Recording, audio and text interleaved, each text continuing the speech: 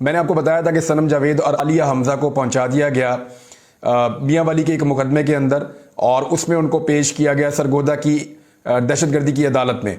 اور یہ کیس جو ہے وہ تمام صحافی یہ کہہ رہے تھے، جتنے بھی کورٹ رپورٹنگ کرنے والے لوگ ہیں وہ سب یہ کہہ رہے تھے، جتنے وکلاء ہیں میری بات ہو رہی تھی وہ سب کہہ رہے تھے کہ یہ تو اڑ جائے گا، کیس ہی کچھ نہیں ہے۔ ہاؤ از اٹ پاسبل کہ 2 خواتین جو ہیں وہ لاہور میں موجود ہیں، لاہور میں ان کے اوپر پہلے ہی 8-8 10-10 مقدمات ہو چکے ہیں، ان سارے مقدمات میں ان کی ضمانتیں ہو چکی ہیں، اور اب وہ جو خواتین ہیں ان کے اوپر یہ ایلیگیشن لگایا جائے کہ انہوں نے لوگوں کو اکسا کے میاں والی کے اندر بھی دہشت گردی کروا دی ہے اور یہ دہشت گردی کے اندر شامل ہے۔ حالانکہ جو لوگ وہاں پہ دہشت گردی کے اندر شامل تھے بھی اگر، تو ان گرفتار لوگوں میں سے کسی کا کوئی سٹیٹمنٹ ہونا چاہیے یا کوئی چیز سامنے آنی چاہیے کہ جناب یہ کہہ رہے ہیں کہ یہ سارا کچھ ہوا۔ لیکن جس طرح گرفتار کیا گیا، جس طرح پہنچایا گیا، راداری ریمانڈ ہوا، پھر پہنچایا گیا اور سرگودا کی دہشت گردی کی عدالت میں پیش کیا گیا۔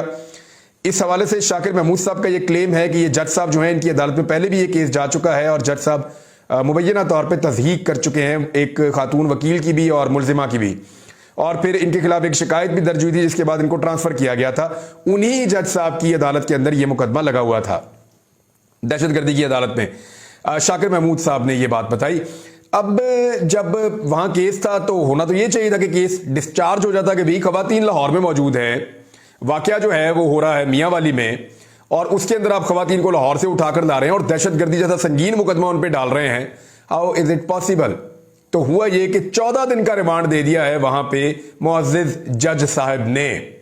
اب یہ انتہائی زیادتی ہے۔ پولیس نے مانگا کیا ہے 14 دن کے ریمانڈ کے لیے؟ انہوں نے کہا یہ موبائل فون دے دیں ان کا ہم چاہتے ہیں موبائل فون کو کنگال کے طرح اس کا ریکارڈ ہم چیک کر لیں۔